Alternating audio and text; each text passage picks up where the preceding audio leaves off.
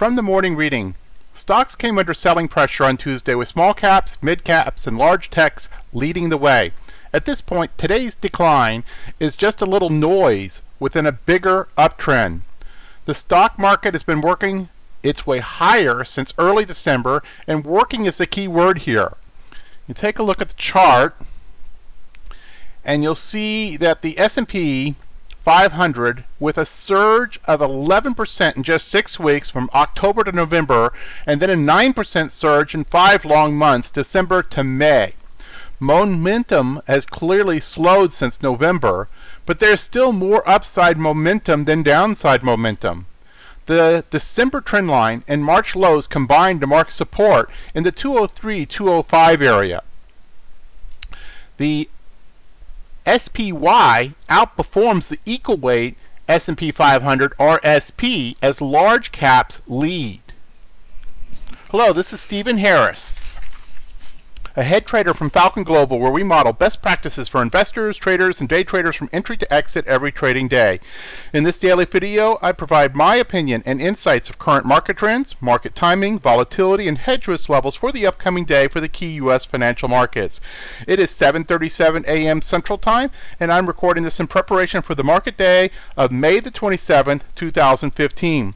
Full disclaimers are at the end of the video, but be aware that this is for educational purposes only, and only you are responsible for the investing or trading decisions that you make. Let's dive in and see what happened in the overnight action. Well, essentially scratch. All 4 broad market indices are just barely up at the time of this cut, and certainly could change plus or minus before the open. But bottom line, after big sell-off yesterday, there was not a continuation in the overnight action. In crude oil, you're up about 0.5%, euro up just marginally, bonds down 0.38%, and gold down 0.13%. In overseas action, China continues to be hot, up 0.63. Hong Kong, however, was down about 0.6. Japan up marginally, about 0.17. Germany, scratch. And United Kingdom up about 0.5%.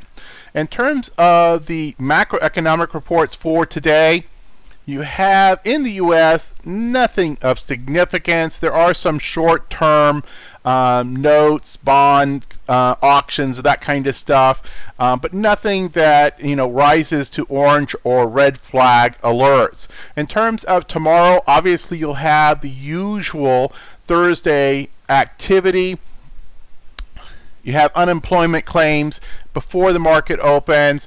Then once the market opens, you have natural gas storage. You do have pending home sales. And let's see here. Crude oil inventories is actually moved to a very unusual time, not just Thursday, but at 10 o'clock Central Time. So be aware that there is a shift on the crude oil inventory, both in day and time, from its typical location. In terms of our current volatility, obviously we had a return of volatility yesterday.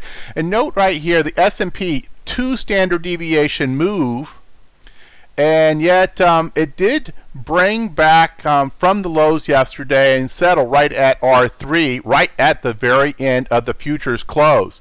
You had 1 standard deviation moves in the other markets, so always unusual when you see the S&P both as a leader up or a leader down, as opposed to the Russell or the NASDAQ being the primary drivers of momentum. So that's one of the things that tells me that there's more to be seen with this situation than perhaps we had seen just in simple, oh, it's a big down day kind of thing. Indeed, if you look at the charts, we basically have a breakout a week ago, and remember we were talking about we were looking for a confirmed breakout, and this candle right here was a confirmed breakout, but then look what happened. We stalled day. We set a new 52-week high and yet closed well down from it. We closed higher, and this was our highest close, so clearly we had a breakout with a higher close and then another significant bullish higher close, but yet at the same time that close was not at the all-time high, and a good bit from it, and then followed by weak action on Friday, and then really negative action yesterday, which wiped out really all of that action. And indeed, this is now would be considered a failed breakout. We are right back into the trading range, and in fact, if you look at this, we're really back to the middle of the prior trading range. If you mark that trading range as the most recent trading range from about here up to about here, we're right back to the midpoint of that trading range. Now, we are below some key moving average lines, but we're still in a bigger picture bull market, and this is a pullback within that bull market at this point. Now, obviously, 2 days from now, a day from now, we find ourselves back here at the bottom of this range, and then more importantly, break through the cloud, break through the bottom of this prior range. Then we got something much, much more significant to talk about in terms of risk levels. But at this point, this is simply a failed breakout and back into the prior trading range. You take a quick look at the others on the Dow, very much like the S&P, very similar picture. But we have been warning all along that we don't like to see the S&P be the leader. Here's the Russell, much weaker, never got those new highs.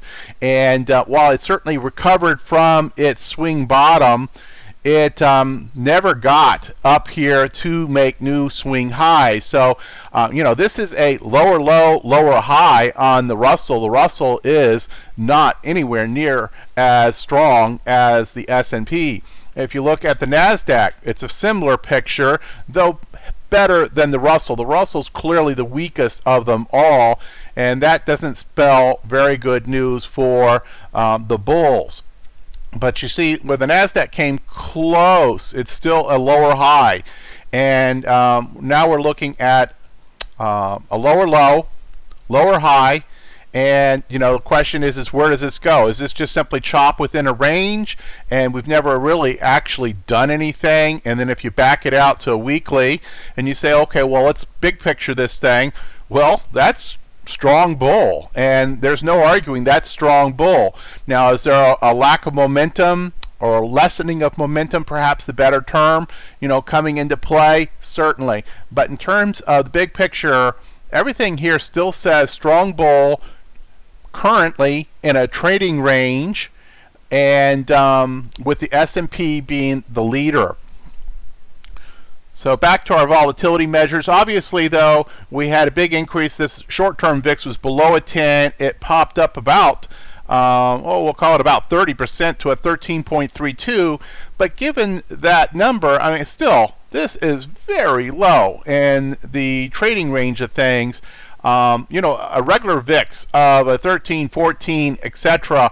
is nothing to get excited about. There was no expressed significant fear yesterday. There were not enormous amounts of volume associated with this, nor was there an enormous increase in put buying, especially if you backed out the kind of the intraday kind of stuff. In terms of people really buying puts to protect portfolios and to hedge institutional portfolios, there was not a significant increase in that kind of activity. But this is a shot across the bow, and very much one of the reasons why we have all along not dropped our hedge risk level all the way down to a 0. We've been seeing these kinds of warning signs from the activity of transportations. We've been talking about that in recent day. The Dow transports have been much weaker than the broad market. We've also seen this activity with the Russell and NASDAQ. But still keep all this in context. We're still phase 3 with higher highs and higher lows on our primary S&P market. We're still IBD status, confirmed uptrend, GMI index, a 5 out of 6. It did drop one notch, but it's still on a buy signal. We still have an intermediate term market posture that is very bullish. And indeed, if you look at the 4 indices, the most important one, S&P, still above the 80, still very bullish. The Dow also very bullish. NASDAQ did drop and turned and dropped into a bearish market posture, and then the Russell also into a bearish posture. These are definitely warning signs, but don't make more of this yet than is indicated. Threshold level, risk level is 0 plus, normal with cautionary aspects. Obviously, some of our volatility warnings did flash yesterday. We got a market in decline warning as well as a sharp increase warning. We had that VIX daily squeeze that has been, and I probably need to double check that one and see if we indeed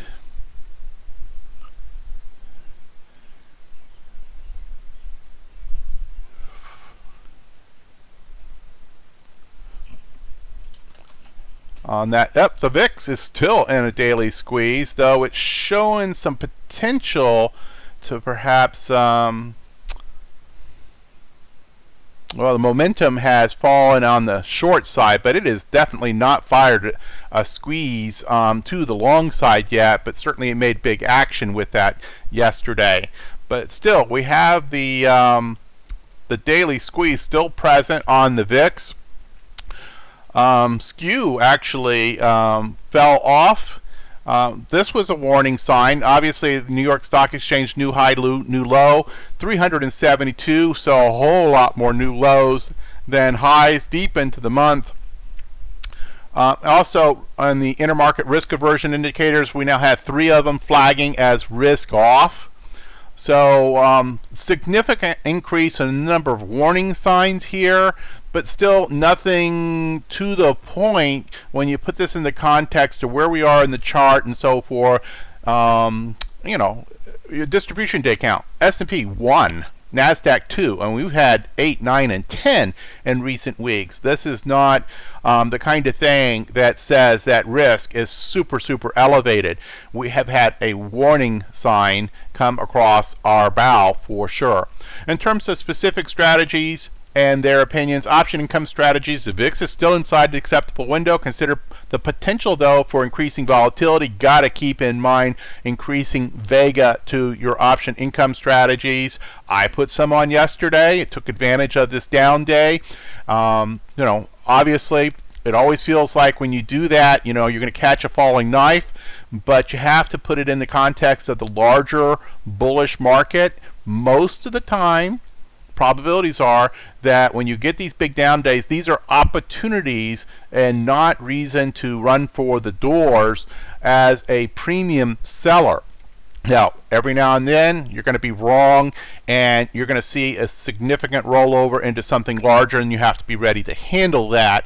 But when you get these down days, these are more often need to be seen as opportunities and not cause for fear. Covered call strategy, still cautiously bullish, calling for a 3-to-2 distribution between in the money and out of the money strikes. Put selling, I have some on. I have to admit, I did not enter new put selling opportunities yesterday. You could argue that I should have. I did do some option income strategies below the market, but I wanted to wait and see how we acted today, and if this is indeed just a fall back into the range, or if this was going to be something more significant before adding to my current portfolio of core puts. At the very least, consider put credit spreads with defined risk, and consider scaling into positions until the market has confirmed a breakout from this trading range. And we are back in the trading range. That's the primary thing to take from this. In terms of sector market postures, obviously a lot of damage yesterday. There is nobody that's healthy across all 3 time frames. And this is very much a reflection of being in a trading range. Damage done across all sectors and percent change yesterday. Energy down the worst, 1.58. Information technology, 1.43. And even at best, telecommunications down 0.37. So significant damage to almost all stocks.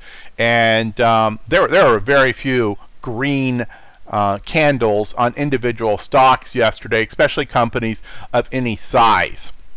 That should be enough for today. Let's go ahead and wrap this up. As always, greatly appreciate you investing in us by liking us on YouTube and sharing with your trader friends and community. More information about how we actually put all this into play each trading day as we manage our own equities and options in a dynamically hedged portfolio can be found at this website. Performance matters, we get that, and we're very transparent. Disclaimers as always, hit the pause button if you need more time to review this. And as always, we greatly appreciate you each and every day in the Falcon Global Trading community.